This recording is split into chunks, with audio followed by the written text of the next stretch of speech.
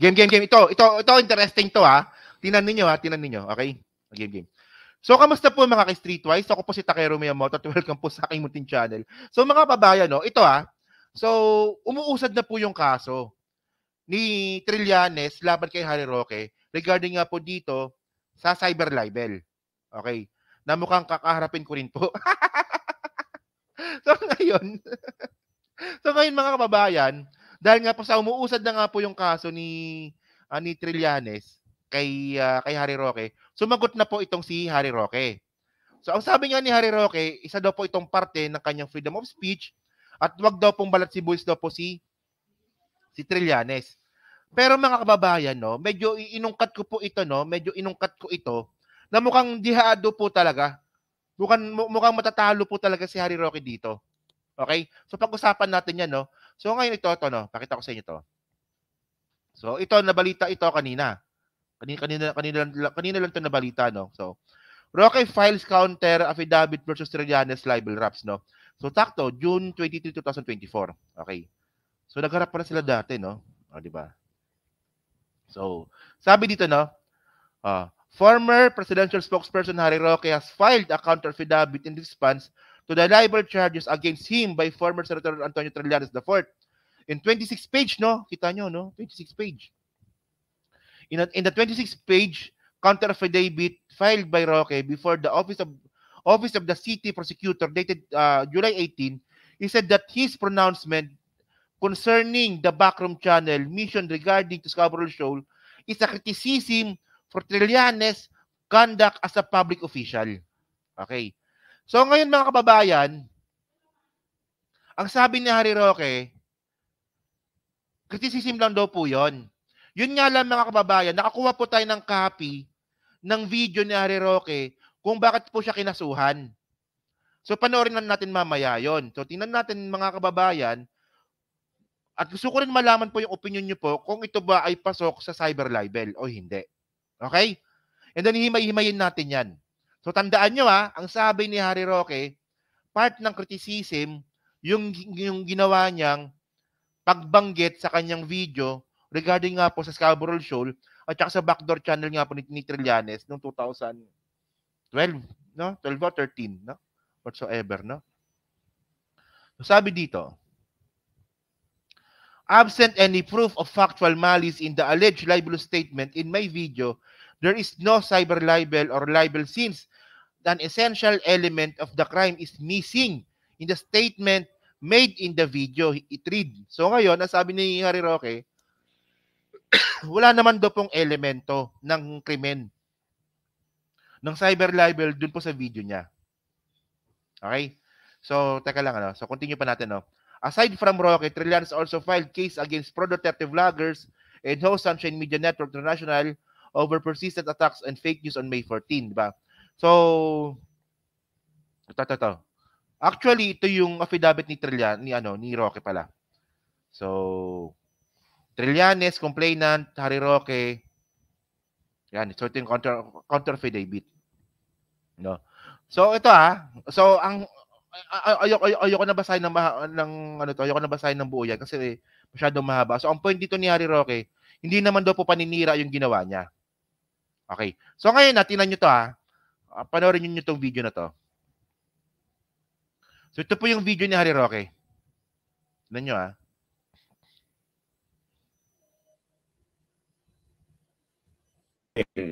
Ako ni minsan hindi nakipag-usap sa mga Chino. Okay. Actually, simula pa lang, yung tawagin mong trililing ang isang tao, defamation na yon. Hindi nga. Di ba? Asan yung criticism dun sa word na trililing? Kasi ano yun Ano bang tawag dito? Pang-aasar yun Pangungutya yun May pangalan si Trillanes.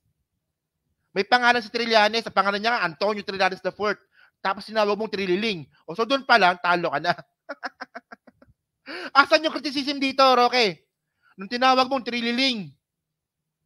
O asan dito yung criticism? Pero okay, sige, continue natin. Sige. Hoy, trililing.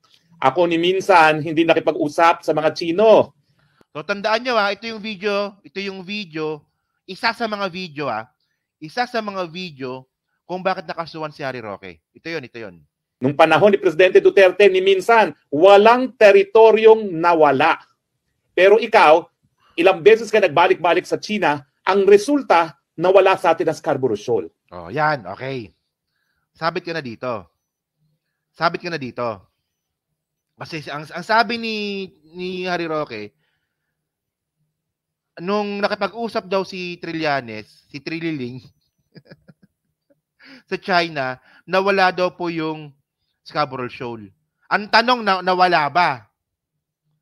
Ang tanong, nawala ba Scarborough Shoal sa atin? Hanggang ngayon pa rin naman nakakapangisda naman yung mga Pilipino doon, ha. Hindi po nawala Scarborough Shoal hanggang ngayon. 'Di ba? Sabi niya eh. Sabi ni Roque yun, ha. Oh. Nawala daw po Scarborough Shoal. Oh, ito patunayan mo to sa korte, Roque. Na nawala yung Scarborough Shoal. Oh. Sige. Ikaw, ilang beses ka nagbalik-balik sa China, ang resulta, nawala sa atin ang Scarborough Shoal. Huwag mong kakalimutan, Trililing.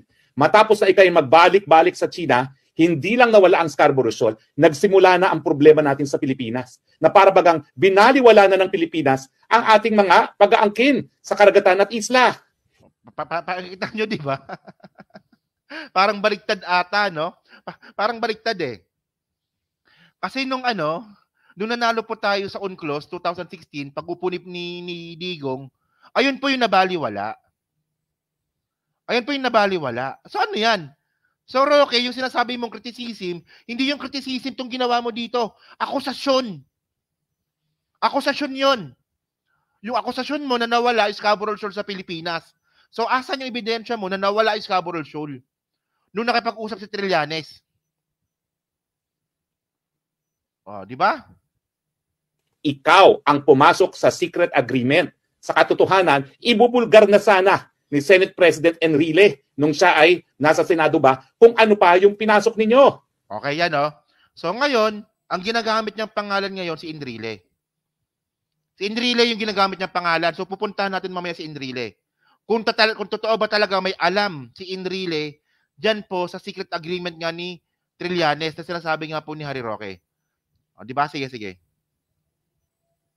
At ang patunay niya, isang ambassador, si Ambassador Brady. Trililing, ikaw ang pumasok sa secret agreement. Ikaw ang namigay ng teritoryo. Ikaw at ang Pangulo mo ang dahilan kung bakit nawala ang Scarborough Shoal.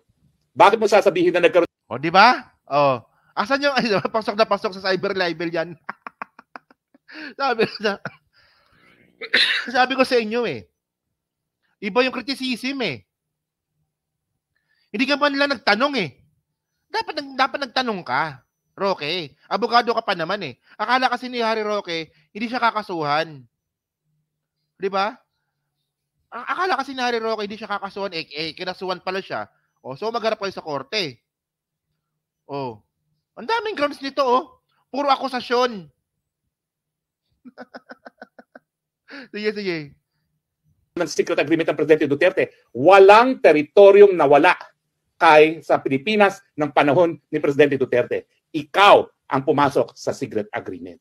Kaya nga, sinasabi, no, dapat linisin muna ang tungis mo sa mukha dahil putik ang nasa mukha mo dahil nawalan tayo ng teritoryo at hindi pa natin alam kung ano pang pinagkasundo mo sa Chino na dahilan na ngayon, talagang walang tigil ang kanilang pag-aangkin pati na sa Ayungin Shoal. Pati ba yun? Pinamigay mo? Yung gano'n, yung patanong, medyo lusot pa yun eh. Pati ba yun, pinamigay mo? Ayun, medyo lusot pa yun eh. Pero yung sinasabi ni Harry Roque, binenta mo na wala Scarborough Shoal dahil nakapag-usap ka, pasok na pasok po yun. Pero itong sinabi ni Harry Roque, pati ba naman yun, nabenta mo? So yun, yung medyo malulusutan pa yun. Alam ko naman na medyo may halong mali siya yun, pero malulusutan yun. Di ba? So ngayon to. Sabihin mo kasi yung totoo. At sana nga, dahil 100 years old na si JPE, sana habang narito pa siya, ibulgar na niya kung ano ang mga kasunduan na ipinasok mo. Ikaw ang managot. Ikaw naman drag queen. Hindi ka palusot. Okay, kaya naman ikay nakalaya. Ang kanta is... Tama na. So ngayon ito So ngayon, ang binabanggit ngayon ni Harry Roque, si JPE. Si JPE. Una kasi dito, Harry Roque, politiko ka. at parte ka ng administrasyon ni Duterte. Malabong hindi mo alam yung mga bagay-bagay na nangyayari po diyan. Kasi unang-una mga kababayan, ako nga alam ko to tapos ikaw di mo alam. Parang labo naman ata no. So ito mga kababayan, napakita ko sa inyo to. Kasi ang binabanggit niya dito si Enrile tsaka si Brady. Okay.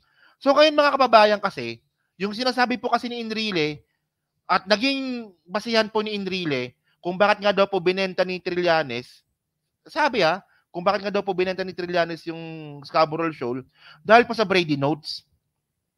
'Di ba? Dahil po sa Brady Notes. Yun nga lang mga kababayan, nung nilabas nga po ni Enrile yung Brady Notes na yan, ang unang sumita sa kanya si Miriam. So ang sabi ni Miriam dito, no, Santiago wonders how Enrile got Brady Notes. So natataka si Miriam. Paano mo nakuha yung Brady Notes? Kasi nga mga kababayan, ang reklamo ni Miriam dito, rest in peace Miriam, no? Kailan kaya tayo makakaroon ng isa pang Miriam Santiago na senador sa Pilipinas? Sayang talaga, no? Sayang. Siya yung tao na dapat na naging presidente na hindi naging presidente. Nakakamiss lang, no? So sabi dito, the Brady Notes exposed by Senate 1 Enrile should have been kept private for the sake of the country's foreign relation, Senator Miriam Defensor Santiago said Monday. Diba? Santiago said the alleged notes taken by Philippine Ambassador to China, Sonia Brady, during her private conversation with Senator Trillanes were private and are only for the eyes of Foreign Affairs Secretary. Diba?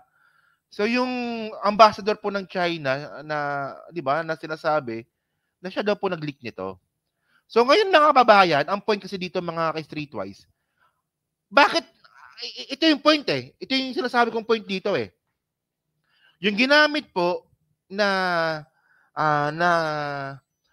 rason or ginamit po na dahilan ni Harry Roque si Enrile.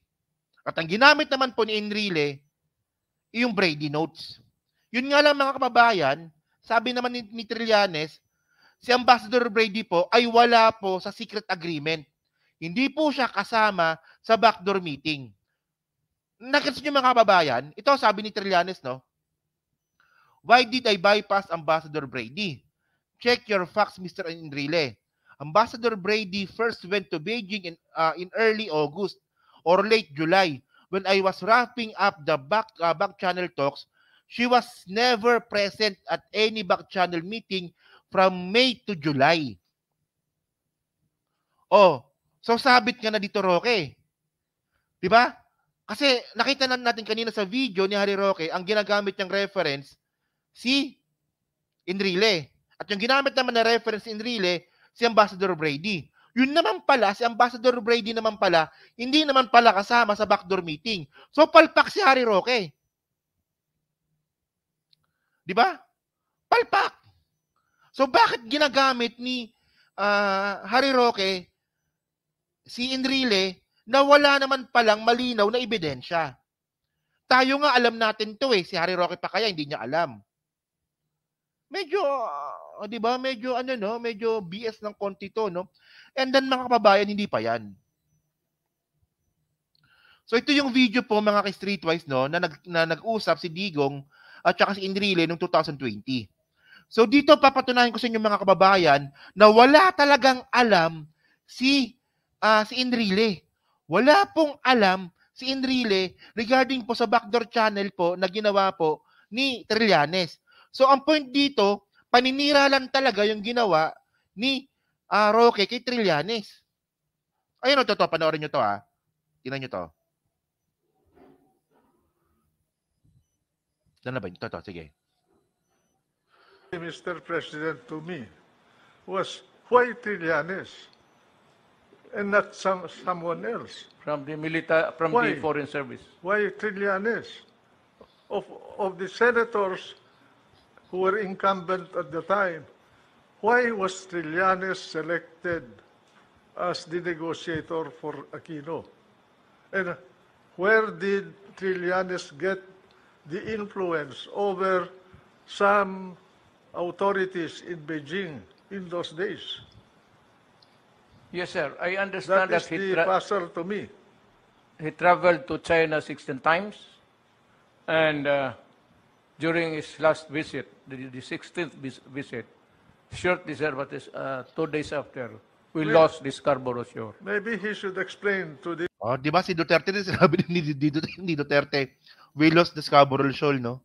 nation how he got that kind of an influence to be able to reach out to the higher ups in China. Not just anybody can talk to any member of the Politburo of China. He must have been a very influential person in China to be able to do his work as he did. And how did he acquire that influence? That is a mystery to me, Mr. President. Kasi hindi lang kaalam-alam eh. 'Di ba? Nini-name drop ni Enrile, ay nini-name drop ni Roque si Enrile. Si Enrile nga walang alam. Ang ginawa kasi ni Enrile pagtatanong. Oh. So ngayon, ang tanong kasi dito ni Enrile, bakit daw po si Trillanes yung pinapunta? So ang sagot naman dyan ni Trillanes ito. Sabi ni Trillanes, why did Pinoy appoint me as back channel negotiator? Because he found me trustworthy unlike Enrile. Ayun eh. May mga sagot na po kasi mga kababayan eh. And then mga kababayan, ito pa. Ito yung pinakamalupit dito. 'Di ba? 2017, Harry Roque. Harry Roque 2017. Oh, Ombudsman Junk Treason espionage case against Pinoy Trillanes. 'Di ba? So ito nga po regarding nga po ito sa sinasabi nga po na Scarborough Shoal. Ito back channel di ba? Ito, basahin natin dito Okay. The aggressive posturing of China was made known as early May 2011 when it was reported that military garrisons and outposts are located 6 reef that are part of the Kalayaan Island Group. The back channel negotiation between Trillanes and Chinese representative commenced only May 2012. The alleged hostilities and aggression in the West Philippine Sea could not therefore be attributed to the back channel discussion between Trillanes and the Chinese representative discussion further explained. So ito mga kababayan, ang point dito inaagaw na po talaga nagiging agresibo na po talaga yung China sa Scarborough Shoal. So walang kinalaman po yung back channel po ni Trillanes sa China kung bakit nga daw po sinasabi na binenta daw po ni Trillanes yung Scarborough Shoal. So ngayon mga kababayan, dito pa lang, dapat tumigil na kayo. 'Di ba? Dapat dito pa lang tumigil na dapat kayo. Na i-connect yung Scarborough Shoal, yung back channel kay Trillanes.